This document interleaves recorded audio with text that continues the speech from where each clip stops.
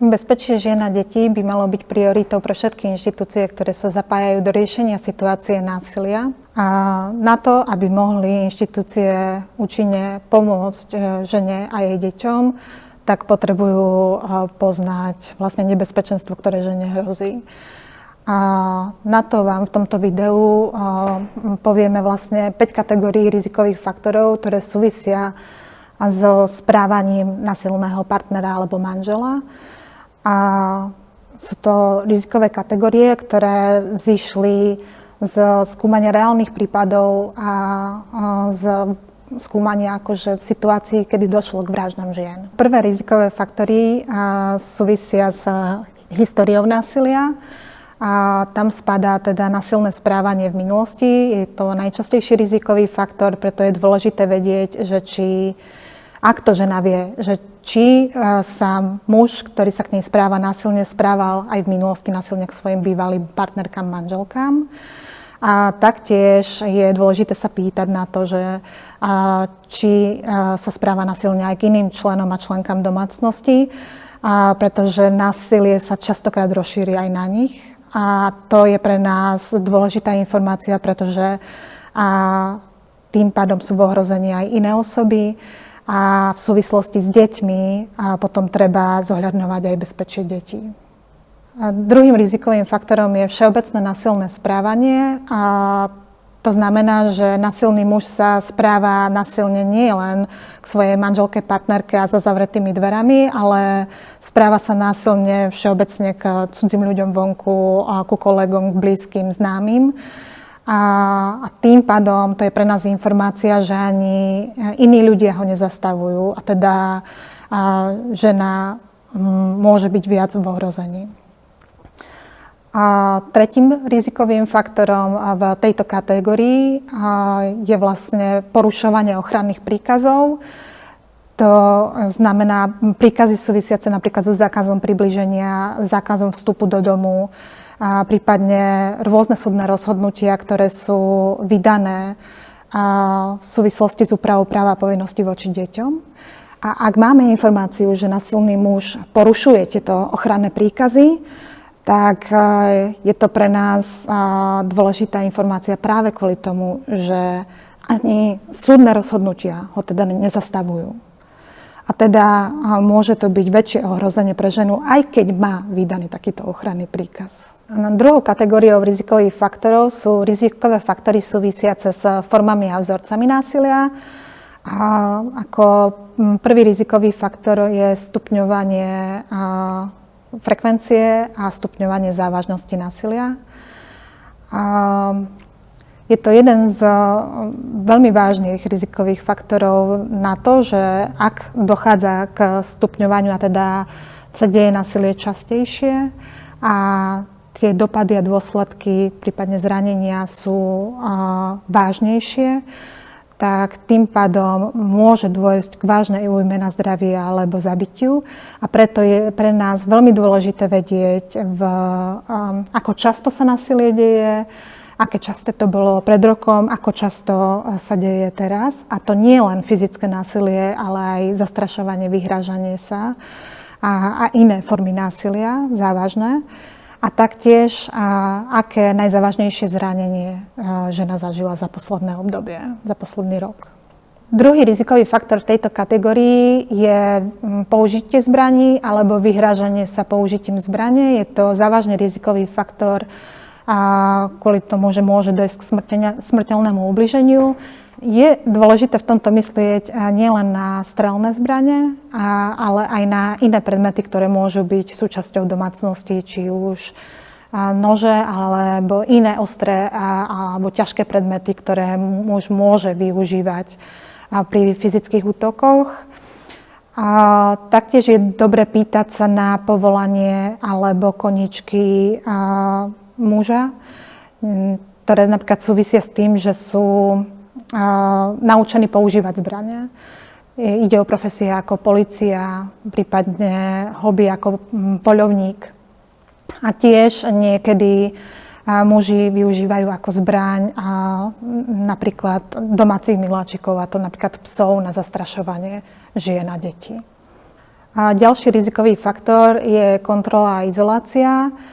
A kontrola v duchu, že muž kontroluje maily, telefón žene, to, s kým rozpráva, to, o čom rozpráva, kde chodí, s kým sa stretáva a teda aj kontroluje aj čas ženy z práce, do práce domov a nikde mimo to.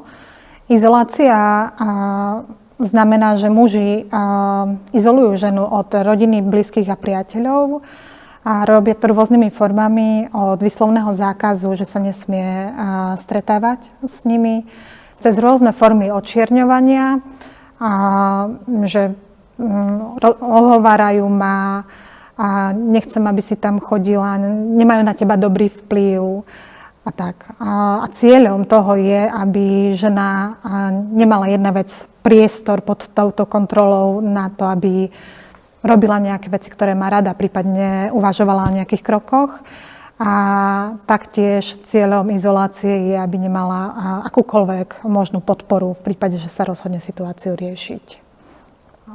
Ďalší rizikový faktor je prenasledovanie, súvisí s vážnym ohrozením žien. A častokrát k nemu dochádza po separácii, po rozchode alebo rozvode, kedy muži vlastne prenasledujú ženu a nie sú ochotní sa zmieriť s tým, že sa rozhodla s nimi rozísť alebo odísť. A preto je dôležité vedieť, že či toto sa deje a taktiež, ale treba myslieť na to, že prenasledovanie nemusí byť len po separácii, ale môže sa diať aj počas vzťahu. Škrtenie alebo dusenie je rizikový faktor, ktorý súvisí s vážnym ublížením na zdraví a so zabitím žien. Až u polovici žien, ktoré boli zavraždené, sa za posledný rok vlastne vyskytovalo škrtenie a je to veľmi závažná forma násilia práve kvôli tomu, že muž nevie odhadnúť mieru toho, že kedy vlastne pustiť a tým pádom môže ženu zabiť, aj keď napríklad nie je toto jeho úmysel. Sexualizované násilie je vlastne posledný rizikový faktor v tejto kategórii. A čo sa týka sexualizovaného násilia, tak je to veľmi intimná sféra, kedy treba dbať na to, že žena nemusí o nej chcieť rozprávať, ani vedieť o nej rozprávať. A preto je dôležité sa na to citlivo pýtať. Ale tiež podstatná informácia je, že ak nám žena hovorí o sexualizovanom násilí, tak je to pre nás informácia, že častokrát pri sexualizovanom násilí dochádza aj k vážnejšiemu fyzickému násiliu a opakovanému fyzickému násiliu, ak sa objavuje sexualizované násilie. Treťou kategóriou rizikových faktorov sú rizikové faktory súvisiace so správaním páchateľa. Prvým rizikovým faktorom je užívanie alkoholu a drog, prípadne liekov. Je dôležité povedať, že alkohol, drogy ani užívanie liekov nie sú príčinou násilia, ale sú rizikovým faktorom, pretože pod vplyvom drog alebo alkoholu môže mať muž tendenciu byť agresívnejší, oveľa menej vie odhadnúť presne silu. Takže preto to súvisí aj s vážnym ohrozením ženy a detí.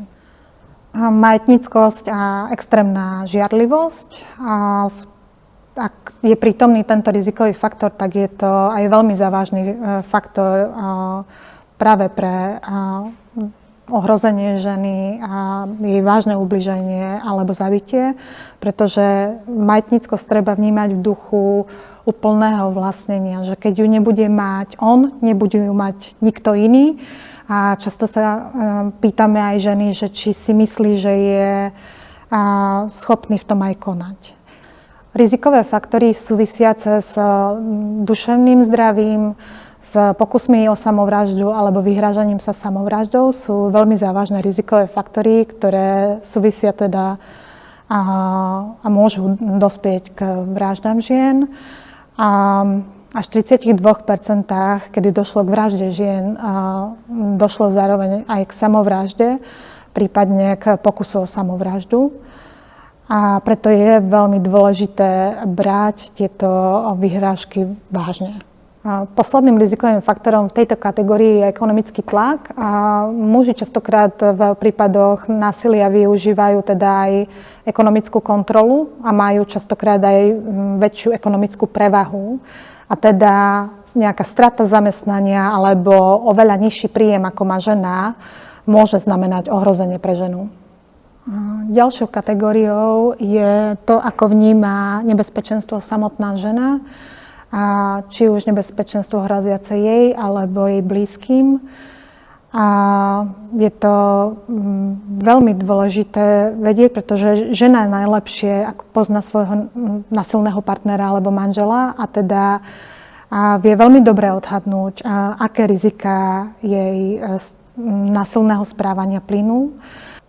Aj samotné výskumy ukazujú, že existuje vlastne prepojenie medzi tým, ako ohrozenie vnímali ženy a aké násilie vlastne voči ním nakoniec muž uplatnil.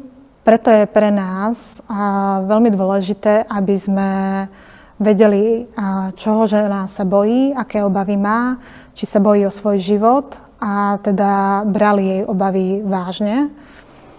A sú ale aj prípady, kedy samotná žena nevie, necíti ohrozenie, necíti nebezpečenstvo. Je to ale vo veľmi závažných prípadoch napríklad dlhodobého fyzického násilia, kedy sa znecitliví na hroziace nebezpečenstvo a na násilie všeobecne. A to je skôr dôležité vedieť hlavne kvôli tomu, že potrebujeme byť citliví na znecitlivenie pani a skôr tomu venovať väčšiu pozornosť a prípadne im sami prinášať rizika, ktoré plynú z násilia, ktoré zažívajú. A poslednou kategóriou rizikových faktorov sú faktory súvisiace so závažnými okolnostiami. A prvým rizikovým faktorom je odchod z násilného vzťahu. A v tomto prípade odchod je vlastne najrizikovejšie obdobie v násilnom vzťahu, pretože násilie je o moci a kontrole. A keď muž stráti tú moc o kontrolu a je, ako sme predtým spomínali, je vyslovene majetnícky, má ženu ako majetok a keď o neho príde, tak chce získať túto moc a kontrolu naspäť. A tým odchodom vlastne o ňu príde. A preto môže aj formou výhrážok, zastrašovania či použitím ďalšieho násilia vynútiť to, aby teda sa žena vrátila. A môže konať aj v duchu, že ak ju nebude mať on, tak ju nebude mať nikto iný a teda môže ženu zabiť. A kontakt s deťmi je ďalší rizikový faktor. A súvisí najmä s obdobím po odchode, kedy muž stratí moc a kontrolu, chce ju získať späť a častokrát deti sú prostriedkom.